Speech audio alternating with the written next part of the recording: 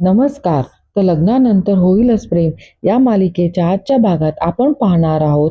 आत्या रम्याला बोलते की तुला काय गरज होती खाली नाक खुपसायची. तेव्हा रम्या बोलते की अगं खाली नाक खुपसत नव्हते ग बाई, मी उलट आपली बाजू सेफ करण्यासाठी सगळं ते नंदिनीवर ढकलण्याचा प्रयत्न करत होते.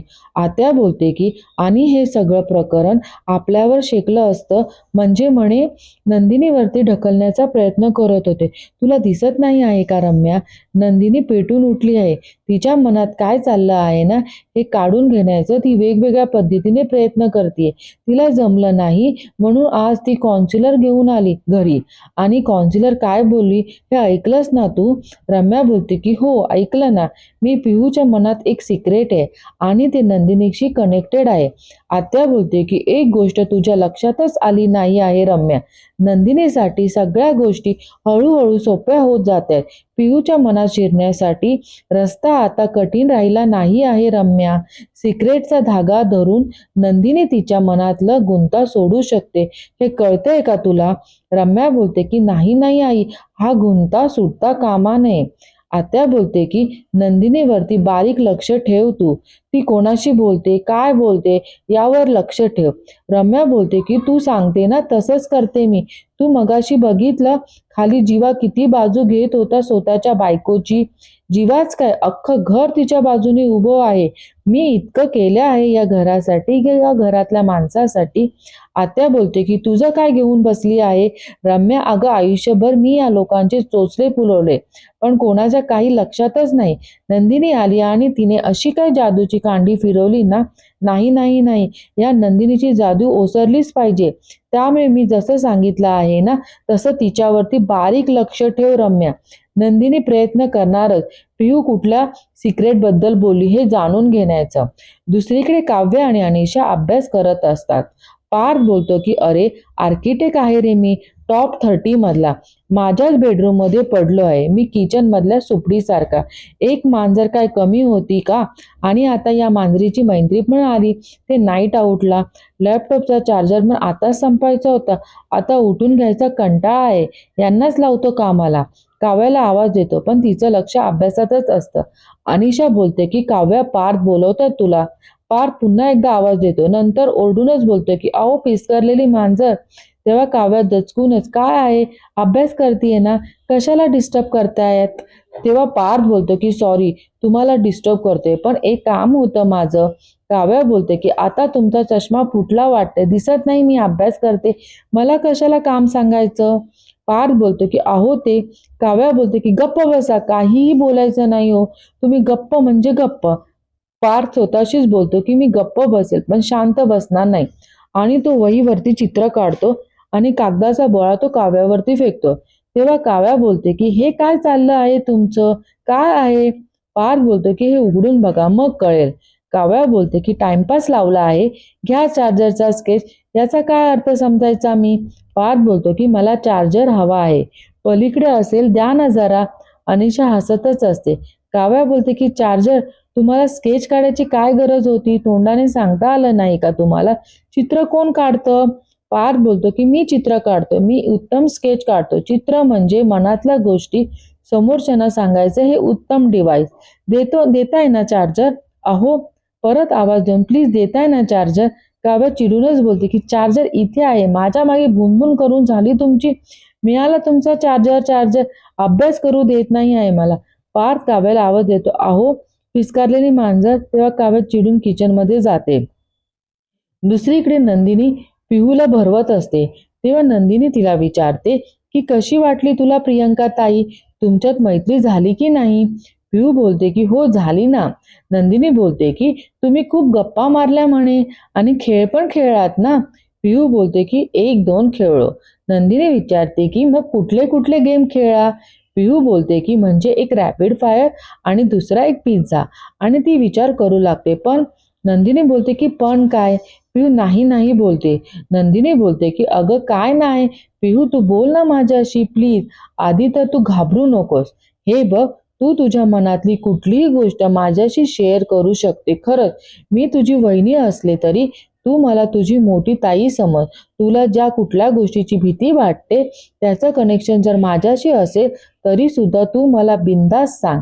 आपण दोघी मिळून त्या प्रॉब्लेमची फाईट करूया, ठीक आहे? तेव्हा पियू विचार करू लागते, किती दिवस हे सिक्रेट मनातच घेऊन बसू? मी एकदाच सांगून टाकू का? सांगतेच आता. आणि ती सांगायला जाते तेव्हा तिला आत्याचं बोलणं आठवू लागतं आणि ती घाबरते. वहिनी आणि नंदिनीला घट्ट मिठी मारते. नंदिनी बोलते की पियू काय झालं बाळा, तू ठीक आहेस ना? तेव्हा तिथे जीवा येतो आणि विचारतो की काय झालं, पुन्हा घाबरली का पियू? काय होतंय का? घाबरली आहेस? तुला काय झालं मला सांग. पियू बोलते की नाही नाही. जीवा बोलतो की मला सांग ना, का घाबरली आहेस तू? बरं तुला पाणी हवं आहे का? रिलॅक्स, पाणी सावकाश पी. जीवा बोलतो की आता तुला ठीक वाटतं आहे ना?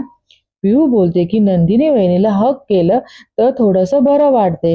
जीवा बोलतो की अरे वा, एक गोष्ट लक्षात आली का? नंदिनी वहिनीला फक्त हक केल्याने तुला इतकं बरं वाटतंय. जर नंदिनी वहिनी सोबत सगळं शेअर केलं तर किती छान वाटेल, हो की नाही? मग एक काम करायचं, उद्यापासून ना, म्हणजे सकाळी उठल्यापासून ते रात्री झोपेपर्यंत सगळ्या गोष्टी नंदिनी वहिनी बरोबर शेअर करायच्या. नंदिनी बोलते की फक्त माझ्या बरोबर नाही तर जीवा दादा बरोबर सुद्धा शेअर करायचं, करशील ना? पिहू बोलते की हो करेल ना. जीवा बोलते की बरं मला सांग, तुला कुठे फिरायला जायचं आहे, बोल. पिहू बोलते की कुठे नको. जीवा बोलते की याला काय अर्थ आहे? फिरायला जायला तू नाही म्हणतेस? आमची आधीची पिहू अशी नव्हती. हा, माझ्यावर मस्ती करायची, खेळायची, अरे दंगा करायची, आणि ही पिहू अचानक डाऊन झाल्यासारखी वाटते. आणि तिचा जीवा बरोबर असताना पिहू बोलते की नाही नाही, तू आणि नंदिनी वहिनी सोबत असताना मला डाऊन फील होत नाही. जेव्हा बोलतो की नाही होत ना, नक्की? मग मला सांग कुठे जायचं आहे आपण? तिघांनी जाऊया, मस्तपैकी वॉटर पार्कला जाऊया, मस्तपैकी राईड्स करूया किंवा लॉंग ड्राईव्हला जाऊया. चालेल, येशील पिहू? हो बोलते. नंदिनी बोलते की काय, हा नेमकं कुठे जायचं आपण? पिहू बोलते की म्हणजे अगोदर आपण वॉटर पार्कला जाऊ आणि मग राईड्स खेळू. जीवा बोलतो की लॉंग ड्राईव्ह नको. पिहू बोलतो की अरे यार, हा वेडा आहे का? सगळ्यात पहिली गोष्ट, आपण वॉटर पार्कला जाणार आहे, मग तिथपर्यंत आपली लॉंग ड्राईव्ह नाही होणार का? खरंच हा वेडा आहे. नंदिनी बोलते हो ना, काहीच कळत नाही यांना. पिहू बोलते की बरं मी काय म्हणते, आपण तिथं तर जाणारच आहोत ना, तर मग आपण आपल्याबरोबर काव्या वहिनीला आणि पार्थ दादाला नेलं तर मस्त मजा येईल.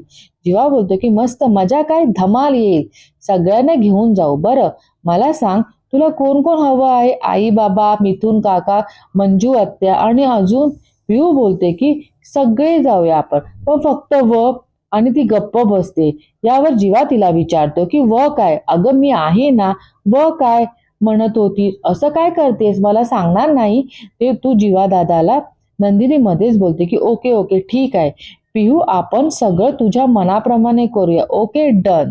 पिहू बोलते की मी काय म्हणते, माझी परीक्षा झाली ना, मग आपण वॉटर पार्कला जाऊया, पण प्लॅन कॅन्सल नाही करायचा.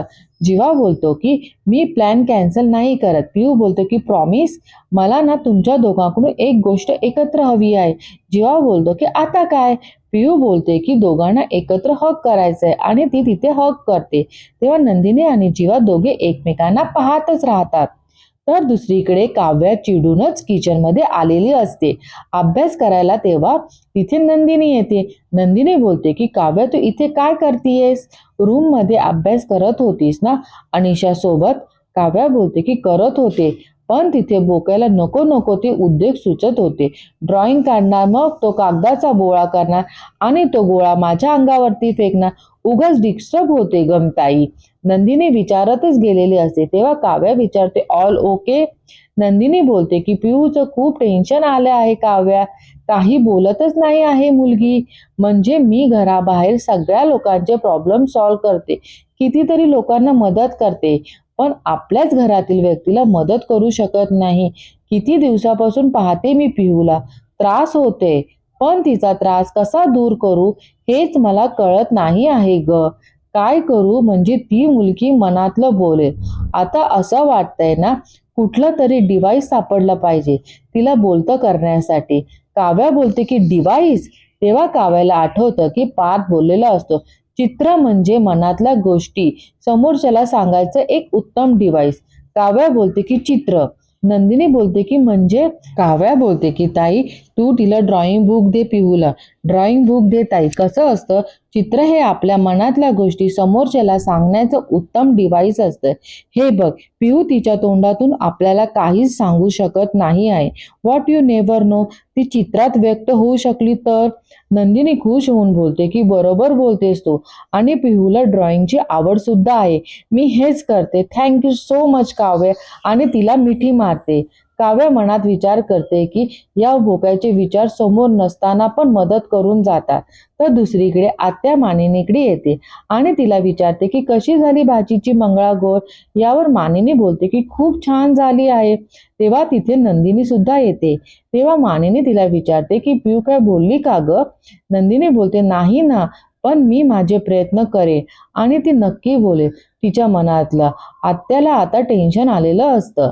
नंदिनी आत्याला बोलते की वसू आत्या एक विचारू का. यावर आत्या बोलते की काय विचारायचं आहे. तेव्हा नंदिनी बोलते की पिहू तुम्हाला बघून घाबरते का. सारखी नाही म्हणजे मी अगदी 2-3 वेळा नोटीस केलं. आत्या चिडूनच बोलते की काय म्हणायचं आहे तुला.